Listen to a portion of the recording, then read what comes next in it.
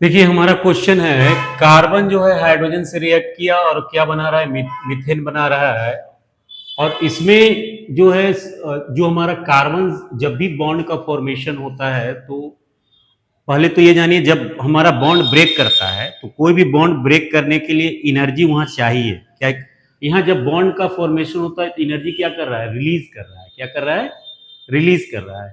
तो अब ये देखिए जब हमारा कार्बन और हाइड्रोजन जब कंबाइन किया तो CH4 हुआ।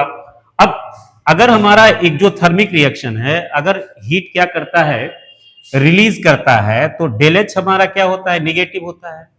अगर इंडोथर्मिक रिएक्शन है तो डेल एच क्या होता है, ये पॉजिटिव होता है। तो इंडोथर्मिक रिएक्शन है क्योंकि यहां जो है बॉन्ड का फॉर्मेशन हो रहा है। क्या हो रहा है, बॉन्ड का फॉर्मेशन हो रहा है। और एक्जोथर्मिक रिएक्शन में क्या है, यहां क्योंकि हम लोग को क्या करना है, बॉन्ड को बनाना है। कार्बन और हाइड्रोजन के बीच में बॉन्ड का फॉर्मेशन होगा, तभी हमारा क्या होगा, CH। तो यहां हम लोग को एक्सटर्नल सोर्स से एनर्जी देना पड़ेगा।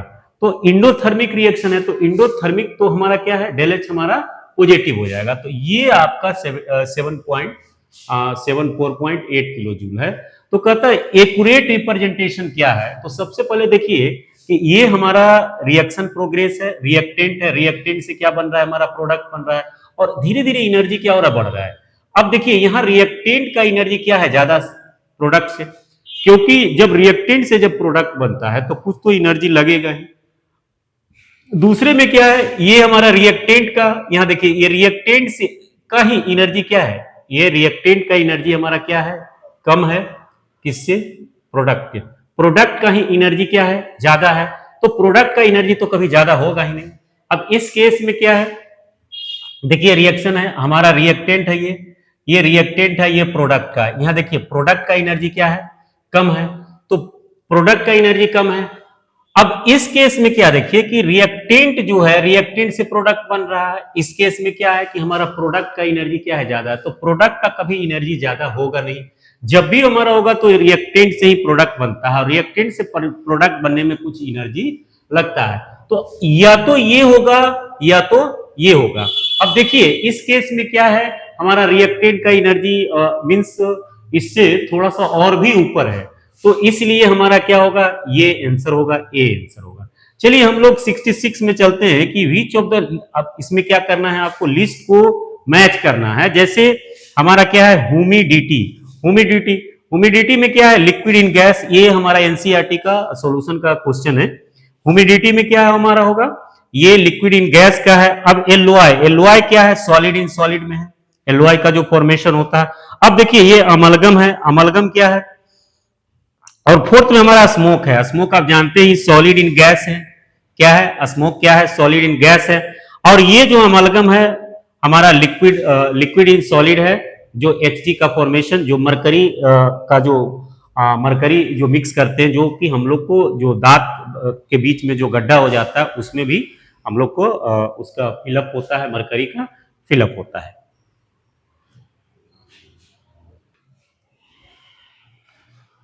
देखिए हम लोग का क्वेश्चन है, among the flowing choose one with equal number of atom. Means equal number of atom किसमें है। अब देखिए यहाँ कि 212 ग्राम ऑफ सोडियम कार्बोनेट है, मोलर मास दिया हुआ इतना। अब हम लोग को क्या निकाला, number of atom. Number of atom पहले तो हम लोग मोल्स निकालेंगे। तो मोल्स बराबर क्या होता है, मोल्स हो गया weight in gram, weight in gram by molecular weight, molecular weight. तो वेट इन ग्राम हमारा दिया हुआ है 212 और मॉलिक्यूलर वेट दिया हुआ 106।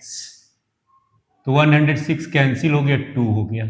अब number of atom, number of atom, तो नंबर ऑफ एटम बराबर हो गया moles, number of moles, moles into Avogadro number. तो नंबर ऑफ मोल्स 2 है, 2 into N A. Avogadro number का वैल्यू 6.626 इंटू 10⁻23, ठीक है, 6.023 इंटू 10⁻23 एटम। अब देखिए इसी तरह हम लोग क्या निकालेंगे, सभी का निकालेंगे, इसका भी निकालेंगे, तो इसका भी हम लोग क्या निकालेंगे, number of atom, number of atom, तो number of moles, number of moles क्या हो गया, वेट इन ग्राम, अब भाई molecular weight, weight in gram ये हो गया, अब भाई मॉलिक्यूलर वेट, मोलर मास, ये 4 से कटेगा तो ये हो गया आपको 4 Na। इसी तरह हम लोग इसका भी निकालेंगे, number of moles, number of atom बराबर नंबर ऑफ मोल्स, तो क्या हो गया, वेट इन ग्राम, और भाई मॉलिक्यूलर वेट ये कैंसिल हो गया, ये 6Na, इसमें भी हमारा क्या आ गया, number of atom, number of moles गुने एवोगाड्रो नंबर। इस तरह से हम लोग इसको सॉल्व करते हैं। चलिए 71 में आते हैं। Given below the two statement, statement first है कि ferromagnetic is considered as a extreme case of paramagnetic, तो फेरोमैग्नेटिक तो एक्सट्रीम केस ऑफ पैरामैग्नेटिक का है ही, तो स्टेटमेंट फर्स्ट हमारा क्या है, ये करेक्ट है, ये स्टेटमेंट करेक्ट हमारा। अब देखिए दूसरा जो क्वेश्चन स्टेटमेंट है कि the number of unpaired electron, अब number of unpaired electron Cr2+, तो ये 24 एटॉमिक नंबर इलेक्ट्रॉनिक कॉन्फ़िगरेशन हो गया, आपको Ar आर्गन 18, 4s2 और 3d आपको हो गया 20 4 24।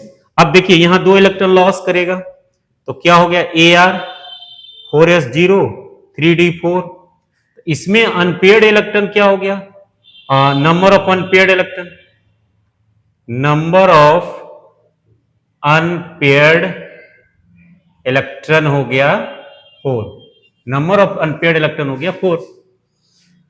दूसरा हमारा क्या है, Nd नेओडियम +3, इसका है 60, तो ये देखिए जेनन 54, इसका हो गया 54, और हमारा 4f 5s, तो कितना हो गया आपको, अब जिसमें हमारा क्या होगा, हम लोग 3 इलेक्ट्रॉन क्या करेंगे, लॉस कर देंगे, तो अब 60 में 3 तो 57, तो यहां 3 हो जाएगा, तो इसमें जो नंबर ऑफ अनपेयर्ड इलेक्ट्रॉन है, नंबर ऑफ अनपेयर्ड इलेक्ट्रॉन आपको 3 हो गया, एक जगह हमारा 4 है, एक जगह हमारा 3 है, तो स्टेटमेंट 2 हमारा करेक्ट नहीं है, स्टेटमेंट फर्स्ट हमारा करेक्ट है, लेकिन स्टेटमेंट 2 क्योंकि इसमें हमारा क्या है, 4 अनपेयर्ड इलेक्ट्रॉन है और नेओडियम में हमारा क्या है, 3 इलेक्ट्रॉन, लेकिन कहता है कि number of electron, the number of unpaired electron Cr+2 is same as that of n+3, लेकिन हमारा सिमिलर नहीं है, तो हमारा स्टेटमेंट फर्स्ट जो है करेक्ट है, लेकिन हमारा सेकेंड स्टेटमेंट करेक्ट नहीं है।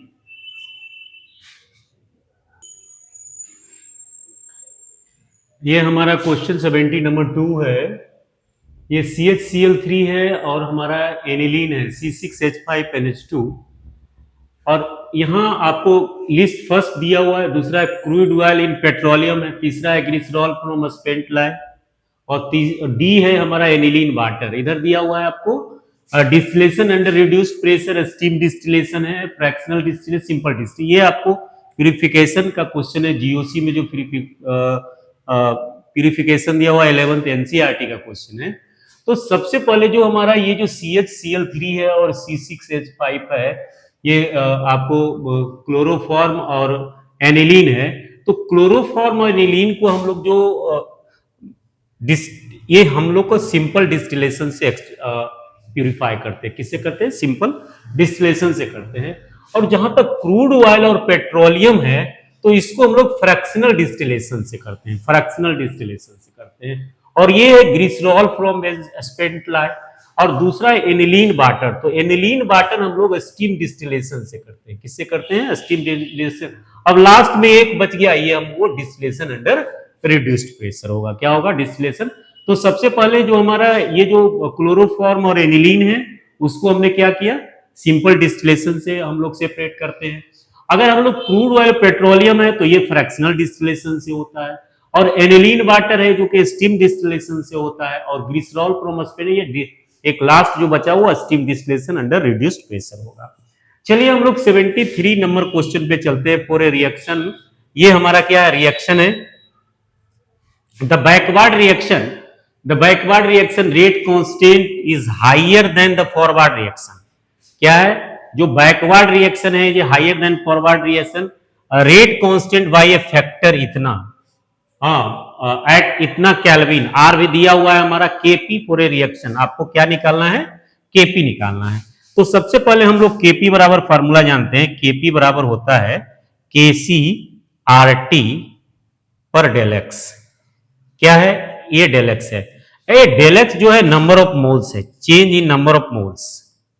ये है हमारा NP minus N R, means number of moles of reactant और number of moles of product, ये डेल एक्स है। अब यहां देखिए कि केपी निकालना है तो सबसे पहले हम लोग केसी जानना होगा।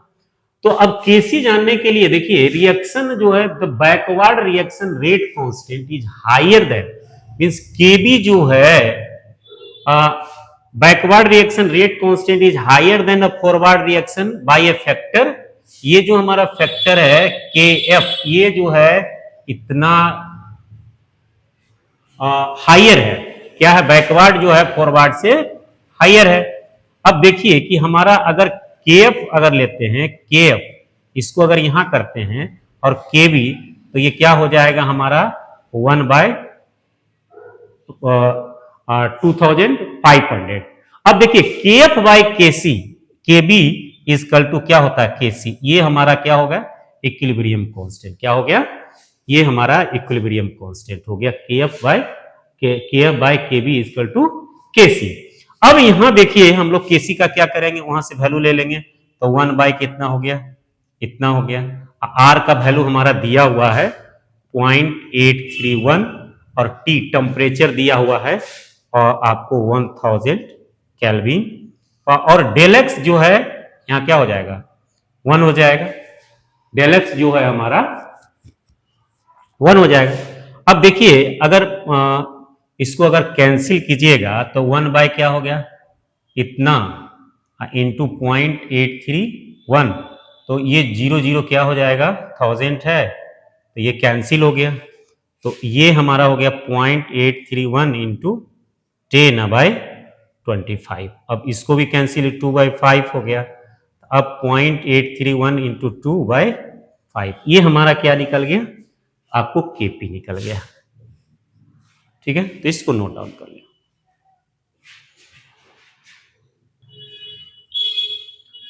देखिए हमारा क्वेश्चन है, which of the flowing aqueous solution will exhibit highest boiling point. ये जो हमारा 4 ऑप्शन है इसमें हाईएस्ट बॉइलिंग पॉइंट किसका है, जैसे 0.01 m यूरिया दिया हुआ है, यूरिया का फार्मूला हो गया NH2CO NH2। अब ये क्या है, कोवेलेंटली कंपाउंड है। अब यहां देखिए 0.01 m KNO3 है, तो ये अगर टूटेगा तो K प्लस और NO3 माइनस में टूट जाएगा, तो इसका I जो है भांट ऑफ फैक्टर क्या हो जाएगा, 0 हो जाएगा। लेकिन van't of factor I equal to यहां क्या हो जाएगा, 2 हो जाएगा। अब इसकी अगर बात करें तो ये देखिए टूटेगा 2Na प्लस अब प्लस SO4, मींस ये 3 आयन में टूट रहा है, तो I इक्वल टू क्या हो गया, 3 हो गया। अब ये देखिए ये जो हमारा ग्लूकोज है, तो ग्लूकोज क्या है, ये भी हमारा कोवेलेंटली आयनिक कंपाउंड है, कोवेलेंट कंपाउंड है हमारा, तो I इक्वल टू क्या हो जाएगा, यहाँ भांट ऑफ फैक्टर 0 हो जाएगा, यहां भी भांट ऑफ फैक्टर 0 हो गया। तो अब यहां देखिए, यहां जो I का वैल्यू, जो भांट ऑफ फैक्टर का वैल्यू क्या है, ग्रेटर है। अब देखिए हमारा क्या निकालना है, आपको हाईएस्ट बॉइलिंग पॉइंट। तो आप देख रहे हैं कि डेल टीबी बराबर क्या होता है, I into KB into M, क्या होता है, ये फार्मूला है। डेल टीबी आपको exhibit highest boiling point, del TB elevation boiling point equal to I van't of factor KB into M. अब यहां देखिए कि जिसका भांट ऑफ फैक्टर ज्यादा होगा उसका हमारा क्या होगा, डेल टीबीबी भी हमारा क्या होगा, हाईएस्ट होगा, इसलिए इसका आंसर क्या होगा, 3 होगा। क्लियर है, क्योंकि I से हम लोग मल्टीप्लाई करेंगे केवी इंटू एम। तो यहाँ जो भांटो फैक्टर क्या है, सबसे हाईएस्ट हमारा सोडियम कार्बोनेट है, इसलिए इसका ऑप्शन हमारा 3 सही होगा। चलिए हम लोग 80 नंबर क्वेश्चन में आते हैं। ये हाइबर प्रोसेस है, बेकर ऑक्सीडेशन है, वेल्किंसन कैटलिस्ट है और जिगलर कैटलिस्ट है। अब देखिए हाइबर प्रोसेस जो कि अमोनिया बनाते हैं हम लोग, H2 और N2 का जब रिएक्शन कराते हैं तो क्या बनता है, अमोनिया बनता है, NH3 बनता है। इसमें आयरन कैटलिस्ट का यूज करते हैं, तो ये फर्स्ट ऑप्शन से मैच कर रहा है। क्या कर रहा है, हम लोग फर्स्ट ऑप्शन से मैच कर रहा है। और बेकर ऑक्सीडेशन में हम लोग क्या डालते हैं, PdCl2 डालते हैं। विल्किंसन कैटलिस्ट ये तो सब लोग जान रहा है कि ये हमारा PPH3 जिगलर कैटलिस्ट जो लास्ट बचा आपको TiCl4 AlCl3, ये फैक्चुअल क्वेश्चन है, आपको याद रखना पड़ेगा कि किस रिएक्शन में हम लोग को क्या यूज करते हैं, कब यूज करते हैं। चलिए हम लोग 84 में आते हैं। Given below the two statement दिया हुआ है। स्टेटमेंट 1 है अंडरगो SN2 रिएक्शन।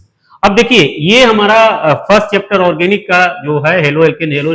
अब SN2 रिएक्शन में देखिए जो आयोडीन का साइज क्या होता है, ग्रेटर होता है। तो अब ग्रेटर जो साइज है, ये एसर्शन जो है हमारा सही है या गलत है, तो ये आयोडीन जो लगा हुआ है अंडरगो SN2 रिएक्शन, तो ये फास्टर, ये आपका सही है। जैसे ही सरफेस एरिया बढ़ जाता है तो हमारा रिएक्शन क्या हो जाता है, उसका रिएक्टिविटी बढ़ जाता है और रिएक्शन जो है फास्टर हो जाता है। दूसरा हमारा जो रीजन है कि iodine is better leaving group, ये भी सही है। और लार्जर साइज तो आयोडीन का ग्रेटर होता ही है, और ग्रेटर जब होगा तो ये बेटर लिविंग ग्रुप भी है। तो सबसे जो बेटर लिविंग आयोडीन है, उसके बाद हमारा क्या है, ब्रोमीन है, उसके बाद हमारा क्या है, क्लोरीन है, और उसके बाद हमारा क्या है, फ्लोरीन है। तो ये दोनों ही सही है आपका। ये बेटर लिविंग ग्रुप है और साइज भी इसका बड़ा है, तो एसर्शन भी सही है और रीजन भी हमारा सही है। तो इसको